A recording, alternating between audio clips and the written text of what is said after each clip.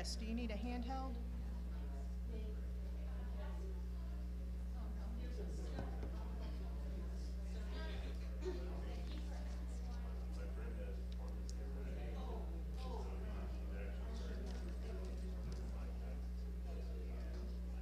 Good morning.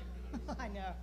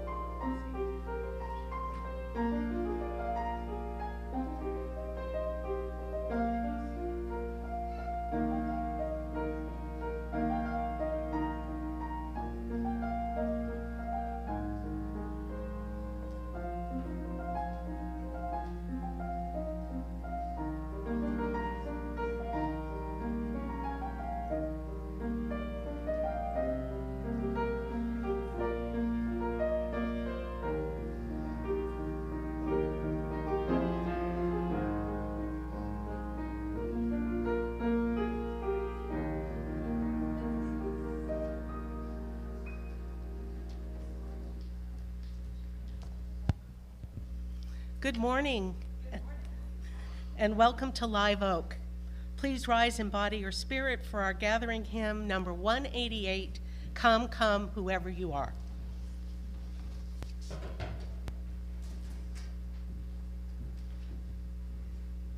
Good morning. We'll do this in a round, so we'll sing it first in unison, and then our small right side over here will sing first, and then this will be our second side. I will help lead us as well as the choir. Thank you.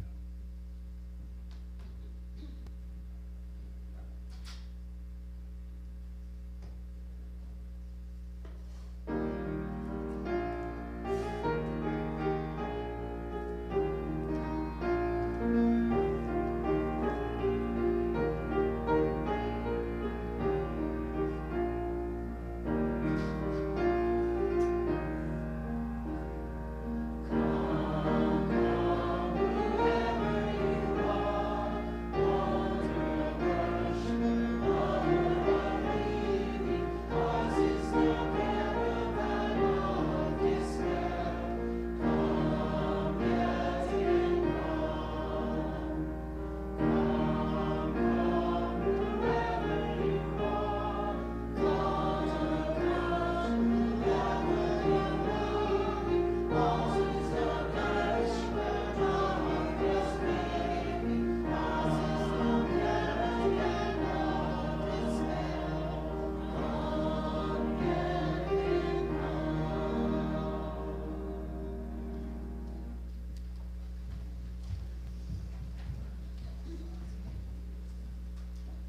Good morning and welcome, beloved community. I'm Reverend Joanna.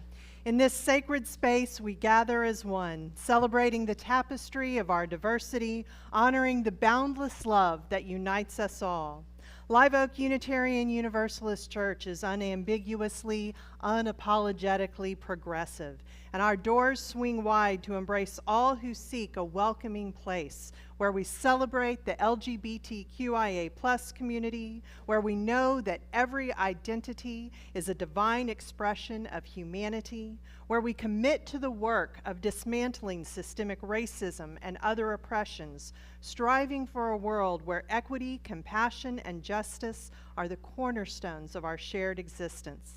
May our worship today be a source of inspiration, a wellspring of courage, and a call to action. Welcome, dear friends, to this place of love, acceptance, and progress. Good morning. My name is Betty Johnson, and I want to give a special welcome to any visitors we have today, in person or online. If you haven't already, I encourage you to stop by our visitors table in the narthex back there after the service to sign up for our weekly email newsletter so we can meet you and answer any questions that you might have. Unitarian Universalism is a non-creedal faith. There are no doctrines you have to agree with in order to belong. Instead, we are held together by covenant, our promises to each other in this church and within our religious tradition.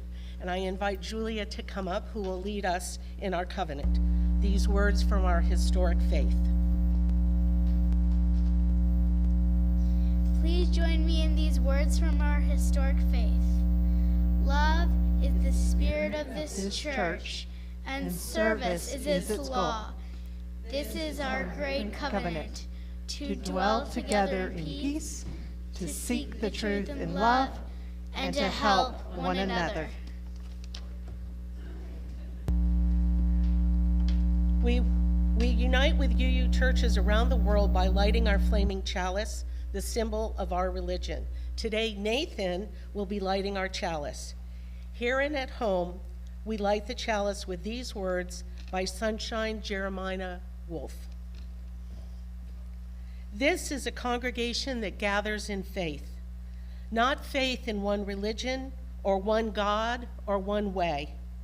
We gather in faith of the power of diversity, the power of love, and the hope of a world transformed by our care. We gather in faith in ourselves and those around us, not a faith that requires perfection or righteousness in one another, rather a faith that in our shared imperfection we may learn to stumble and fall together. Faith that we will help one another to rise and to try again and again. We are Unitarian Universalists.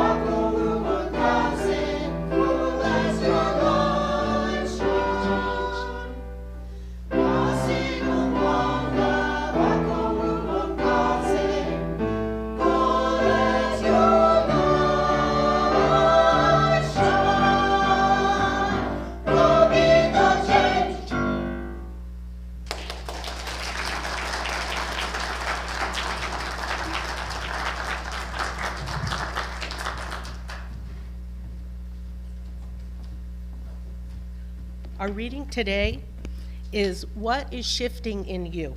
From Perfectionism to Wholeheartedness by Reverend Sarah Gibb Millspaugh. I grew up in a fault-finding family. It was one way my father's upper-class WASP culture and my mother's working-class Jewish culture came together, analyzing what was wrong. We'd go to a phenomenal movie, but spend the car ride home talking about the not-so-good acting of one character. In that way, we were perfect Unitarian Universalists. Noticing, calling forth, calling out all that was not right, taking careful mental notes of what was not perfect in every work of art. Perfectionism is one of the hallmarks of Unitarian Universalist culture, and also a hallmark of what Tima Okun and Kenneth Jones names as white supremacy culture. There are some definite upsides to seeking perfection, especially when it keeps us always learning, always striving to live to our professional ideals. But perfectionism has a cost, a serious spiritual cost. It keeps us focused on the negative rather than nurturing the positive. Internally, it feeds our shame and our own status anxiety. Relationally, it makes our friends, family, and coworkers seen, less appreciated, less loved. And when we approach our faith communities from a stance of perfectionism, we fail to value our own and others' contributions. We distance ourselves from the joy, the ministry, and the blessings we can receive because it's not just right. We don't tolerate the genuine human shortcomings of our communities, and we become resentful to one another. I grew up in a loving, wholehearted family, the same family, supportive and kind, nurturing my gifts and embracing my quirks. I also found this supportiveness in Unitarian Universalism, a deep appreciation and profound ministry to me in my brokenness, and a powerful witness to who am I called to be in this world. Perhaps you have found this too. We have the disease, but we also have the antidote. Thus ends our reading. For the past 31 years, Live Oak has been a beacon of acceptance, love, and inclusivity in an area where our values often challenge the status quo. In a world where divisiveness and intolerance seem to grow stronger, we firmly believe in the transformative power of our faith and the positive impact that we are having in our area. We invite you to make a financial contribution to help sustain this church's vital work, knowing that every gift, large and small, is appreciated and carefully used in service to our mission. And if you would like to donate electronically, there is a card with a QR code in the seat back pockets. Let this time of offering be a reflection of our shared commitment to making a positive impact on the world and a reminder that our Unitarian Universalist values guide us not only in our beliefs but also in our actions. Thank you for your presence here today and your contributions to our ongoing journey of building the beloved community here and in our wider parish.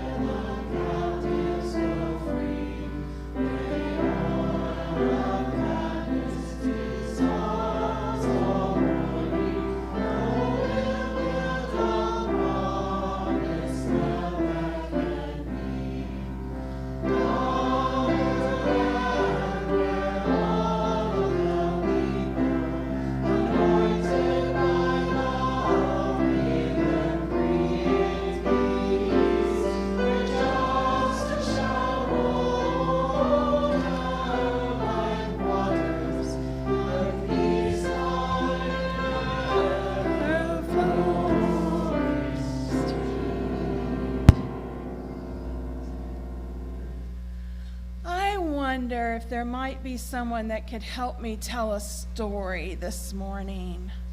Would you like to help me, Julia? Come on up. Come on up. Come on up. Everybody give Julia a hand. Thank you, Julia. So I'm going to stay here so we can be picked up on the mic. So Julia, what you're going to do for us today is you're going to be a water bearer, someone who carries water. And I have a prop for you down here, and one of our buckets is cracked and craggy, and one of them isn't. And I'm going to ask you to put them on your shoulder, and we're going to listen to our story, and I'm going to give you directions as we go. Some of you will notice it's very interesting. So I put flowers down this front row, and nobody sat there. Perfect. So I'm going to ask that if there are flowers at the end of your row, that you help us out if you're willing and able. And at some point in the story, I'm going to ask you to do something with them. So the tale I want to share with you today is from an author named Betsy Hill Williams, and it's called The Water Bearer's Garden. A water bearer in India had 2 large pots. Each one hung from the end of a pole that they carried around their neck. One of the pots had cracks in it. At the end of the long walk from the stream to the master's house, the cracked pot would arrive with only half a portion of water. And we're going to walk all the way down our master's house as the doors, and we'll walk back. And every time the water bearer walked, half of the water would drip out. And they would do this year after year. For years, they did this. And the other pot was like, I am perfect. I never drop a drop. I'm doing great. And then the water bearer would walk back full of water, and the water would drain out, and they felt ashamed and really bad about themselves. So after a time, the bucket stopped after about 2 years of doing this. The bucket said, I am so sorry. I am so sorry because I only carry half the load, and I am ashamed that I am not perfect and I cannot carry the load for you. And the water bearer said to the bucket, are you kidding me? You are perfection. Let's walk down the road and let's get water. And we walk down, and as they walk and they get the water bearer notices the water bearer says, look at how you drip water all along the road. I've been planting seeds for 2 years. Look at the flowers. And I'm going to invite you, if you have flowers, to hold them up. Look at the flowers. I knew that every time we walked, half of your water drops. But it wasn't dropping for nothing. It was watering these beautiful flowers that we then can cut and we can take to our master's home. And the water pot said, oh. And I lost the story right there. I just totally lost it. No, I'm just kidding. So, because I'm not perfect, just like that pot. Right? Yeah, it happens, doesn't it? So the pot thought that it wasn't perfect, yet it was doing one of the most beautiful jobs ever, watering the flowers and the seeds and creating beauty everywhere it went. And the perfect pot also did its thing because it never dripped and it brought water to the master's house. I wonder, in your imperfection, what gifts you give the world. What do you give not even knowing it? And with that, our story is told. Thank you. Thank you, Julia. Thank you, flower people.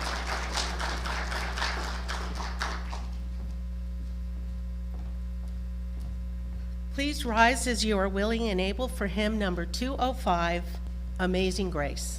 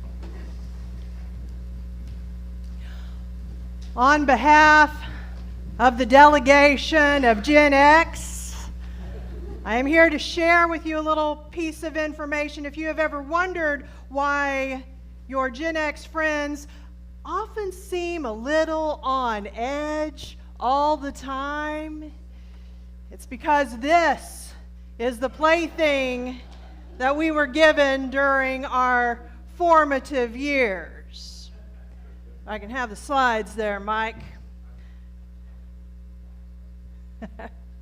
So in this game, you have all of these different little holes, and then you have pieces that have to fit in those holes. Let's see. There we go. And those pieces, they have to fit exactly, and some of the pieces are very similar, but not interchangeable. And for all of this, you have a timer of 60 seconds. And so you have to try to get all of and meanwhile, it's a very obnoxious timer, tick, tick, tick, tick. Yeah, I'm watching another Gen Xer who's starting to twitch right now. And if you don't manage to get all of the pieces in within 60 seconds, hear that timer? Yes, it pops up. When you're actually playing it, it feels much more alarming. It makes this big explosive pop and then pops it up, and so all of your work is for naught. Now, if you manage to get all of the little pieces in it before the timer goes off, then you get to stop the timer. But that still doesn't mean that you've won, because now the next person gets to play, and if they do it perfectly, but they do it faster than you, then they are the winner. Turns out that this was actually a pretty good lesson about what adult life would be like, or at least in the corporate world. Ministry is my second career. My first was in big business, as Molly Ivins used to call it. And I imagine that I am not the only person in this room who had the experience of doing your job well, really well. And so someone comes to you, someone above you comes to you and says, you do your job really well. So what we're going to do is we're going to take another person's job and add it to yours. No, you still need to do it in the same amount of time and with your normal level of excellence.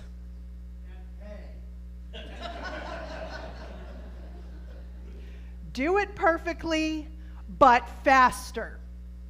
And the game is called perfection. At the company that I worked for,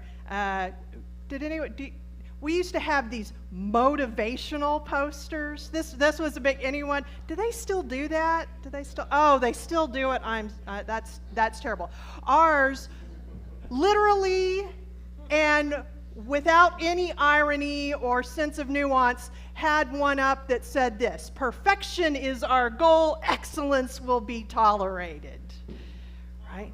Does this match a lot of other people's experience? Now, this cultural pull toward perfection is not something that is uniquely American.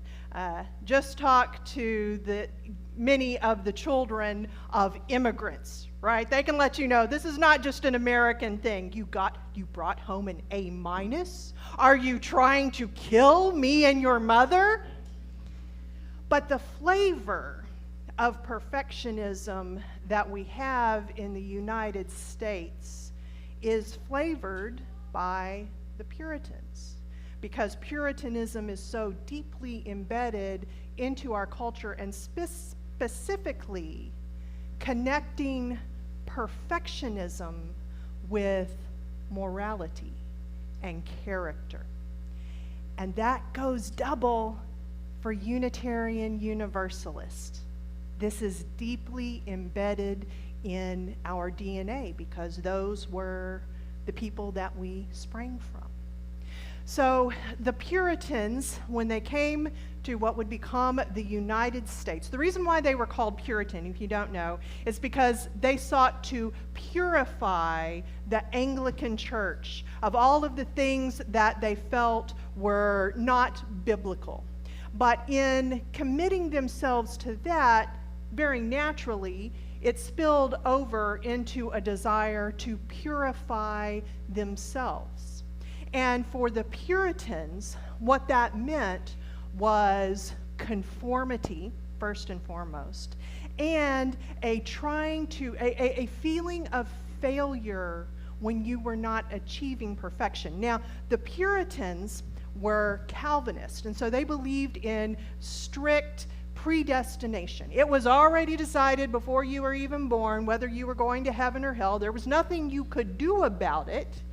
But rather than that freeing them up, hey, it's out of my control. Instead, because, whatever's going to happen after you die, that's going to happen after you die. You still got to live in this world. And the way to convince all of the people around you that you were, in fact, one of the elect, was by living as near a perfect life as you could. And so for them, perfectionism, it meant conformity. It meant striving to be godlike in as many ways as you could, at the same time holding the fact that you were wretched, that you were a worm, all of those things, total depravity. With this came what we now call the Protestant work ethic. When we talk about the Protestant work ethic, what we're really talking about is the Puritan work ethic. And for them, it was all tied in with this perfectionism. It was this feeling, I am all for a work ethic, being willing to work hard. That's how we're able to achieve things. But for them, it was something that never ended. It was all the time. They even made laws against it, laws against idleness. I have no idea what an unprofitable fowler and tobacco taker are, but you were not to be one of those. You were always, even in the evenings, right? Women with their needlepoint, men with mending a harness or whatever. Now, the Unitarians came along, and they rejected so much of the Puritanism, right? They rejected the idea of original sin, and they rejected the idea of substitutionary atonement. But you know how it is, like when you're growing up and you're like, I am not going to be like my parents. And then you grow up, especially if you have kids, and one day you hear something coming out of your mouth and you're like, Mom? What? Dad?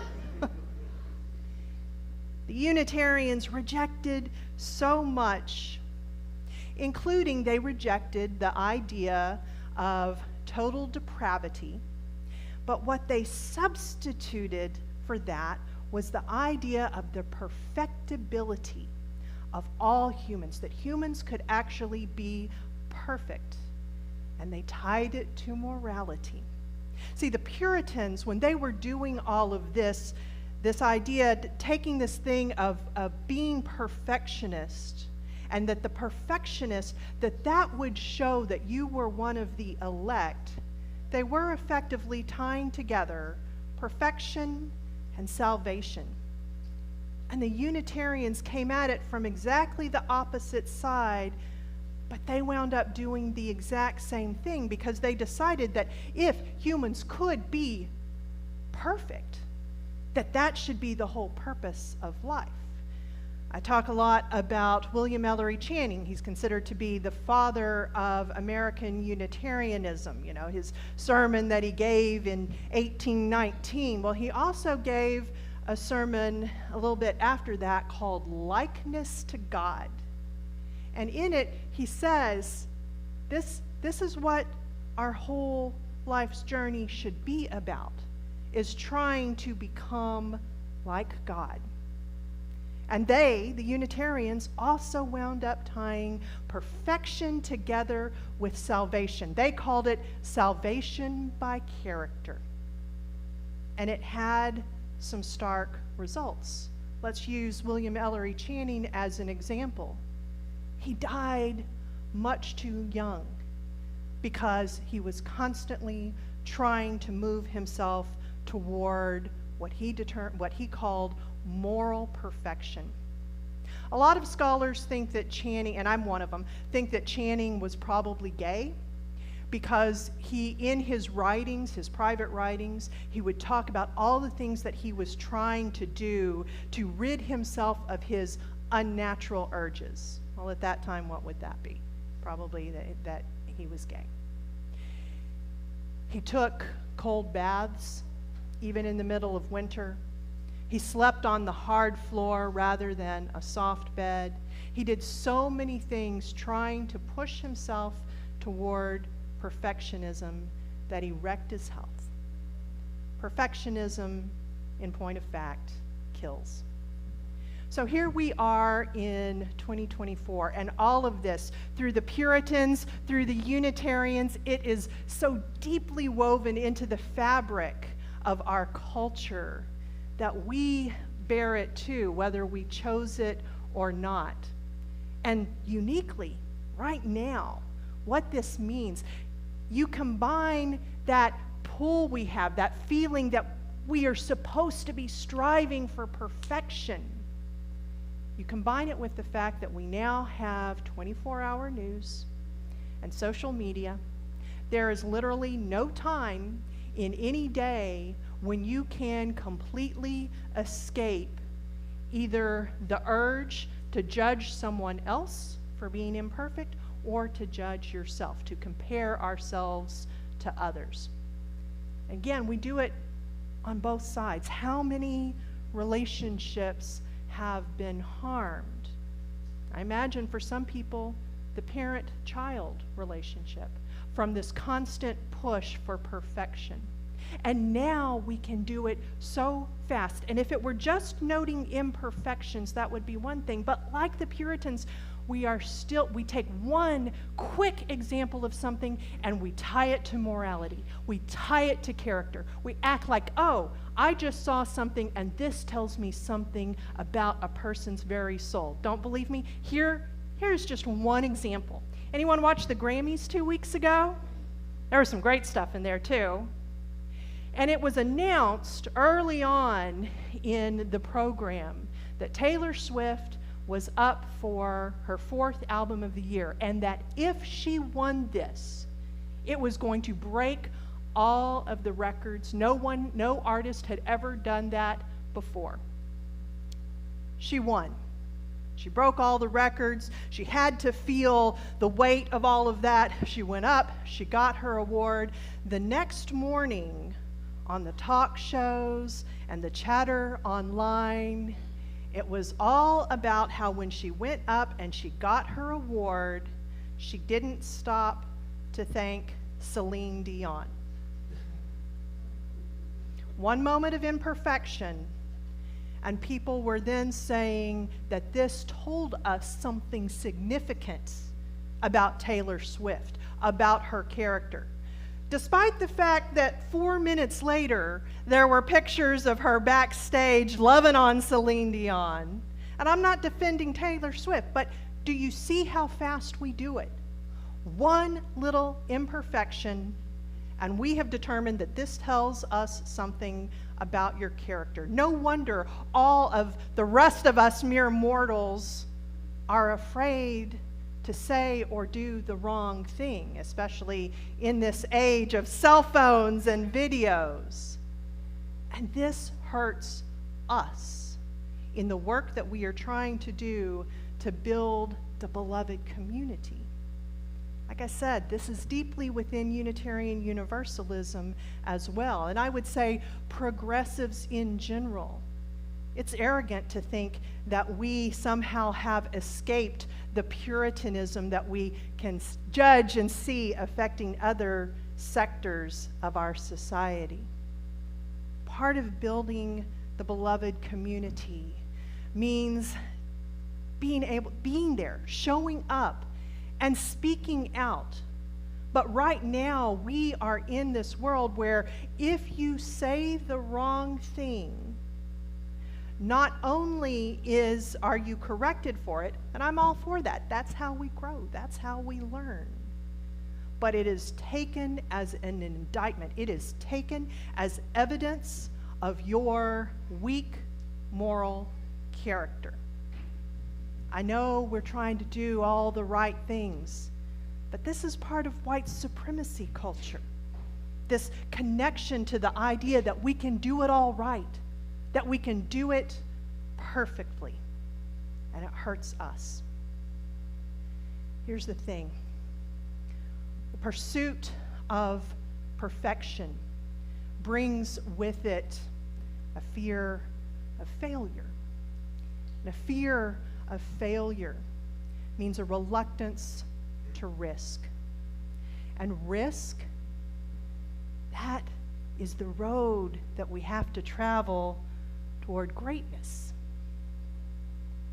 The great things that are done happen because we are moving outside of all of the things that we already know. We're moving outside of our comfort zone. We're ready to go out there and experiment and take risks. And here's the thing. Failure is not an option. Failure is not an option. Failure is a certainty. If we are taking enough risks, if we are stretching ourselves hard enough, we're going to fail. We're going to make mistakes. There are things that we are going, in our own lives, there's things that we're going to try. We're going to be like, you know what? I think I would like to try working the soundboard, or I think I would like to try playing the banjo, or whatever. And we're going to do all of that. And then once we actually get into it, we're going to go, you know, I have really tried on this. I do not have any natural aptitude for it, and I am not enjoying this. Failures show that we're actually living expansively. We are pushing ourselves. There's so many different things to try, and there's so many ways to risk. And our failures can help. We can build on those failures. We can say, that didn't work, but you know what? This one thing in it I learned. Let me see what I can do next. Let me see how I can fail forward. The thing with the game of perfection. Now it's just a plaything. It's fun for some people. But the actual game of perfection that all of us are pushed to play, well, I'm going to go to another pop culture thing that was formative for many Gen Xers, and that was the movie War Games. The only winning move is not to play.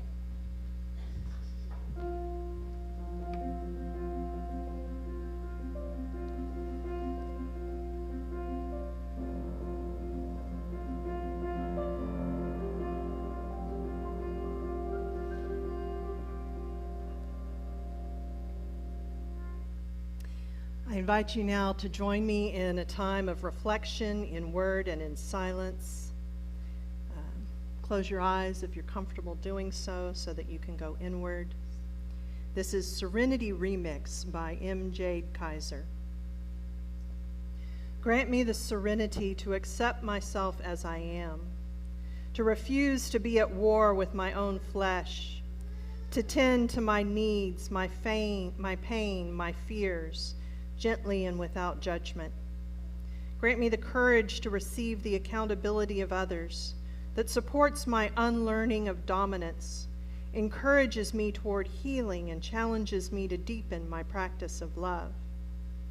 Grant me the wisdom to know the difference between invitations to learn and reasons to self-loathe, between the posture of perfectionism and the labors of freedom and transformation, between the entrapments of guilt and shame and the joy of doing things differently. In all things, lure me in the ways of liberation, collective and intimate. And let us hold that for a moment together in sacred stillness.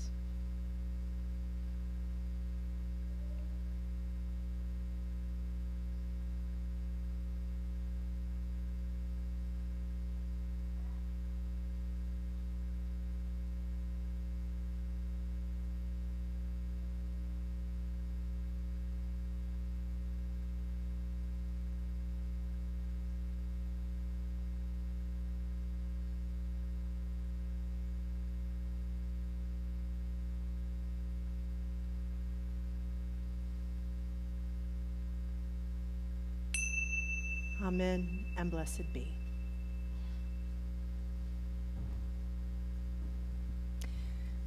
This community, or actually first, join me in singing. When I breathe in peace. When I breathe out love. When I breathe in peace. When I breathe out love. This community is a chosen village where our lives are interconnected. Part of the tapestry of this communal journey is sharing the significant milestones, joys, and sorrows in our lives and witnessing the diversity that we hold. One of us may be celebrating a life event, while another is mourning a grief. And there's a beauty in that mosaic as we are reminded that these moments of life are transient and ever-changing. And today Renee shares, my husband will have surgery on Wednesday that will potentially be life-altering, either positively or negatively. We hold that in our hearts. And I would like to share a joy, which is our choir. In case you don't know, you can be a part of this august group. And perfectionism is not required. Am I right, music director?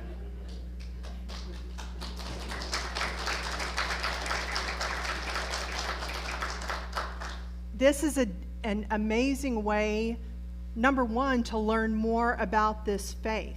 I talk sometimes about how when we talk about our sacred texts, the first one is our hymnal. That's the book of our theology and our values and our history. So if you would like to take a little bit of a risk, please join them every Wednesday. They meet in here at 7 o'clock, and you are always welcome to come in, take a risk, see if maybe this is something that you are called to. May this community draw closer with our shared experiences as we celebrate life's triumphs and navigate its trials together.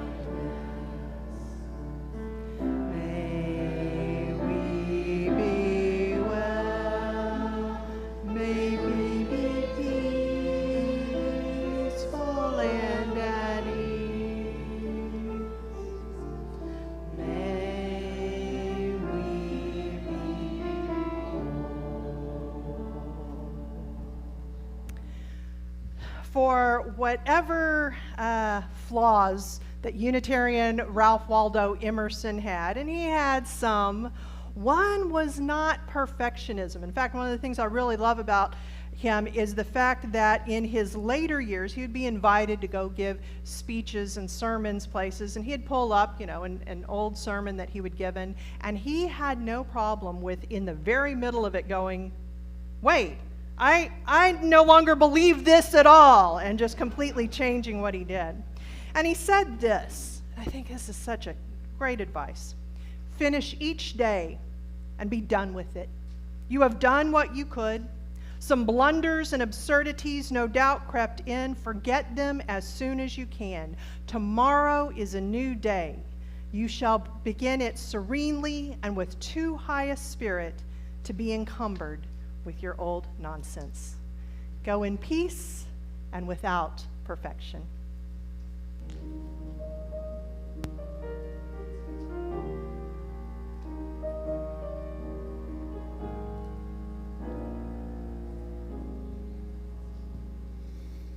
I embrace imperfection. I invite you to also. This morning at our Faith Development Hour, our nursery is open until 1 o'clock today because of one of our classes. So first, starting point for those of you that are already enrolled. This is a closed class at this point. Starting point starts at 11:15 in room 105, and it runs until 1 today because we have a board meeting at 1, which is also open to all of our congregants, and that's in room 106.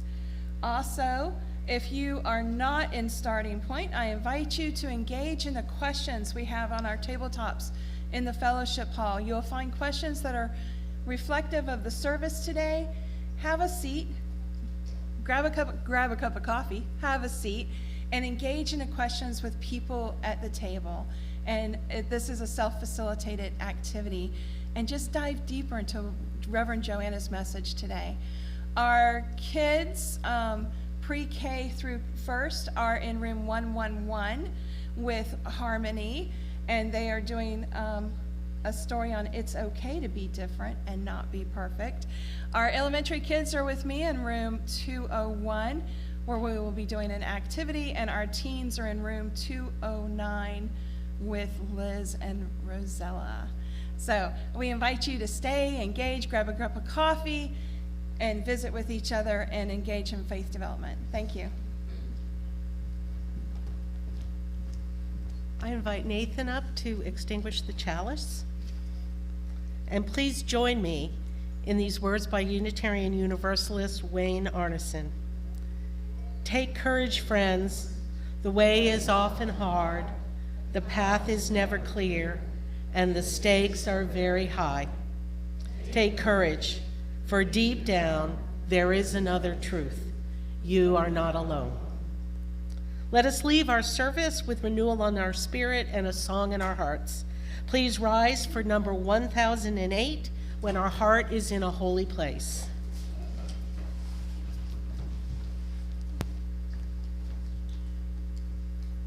Holy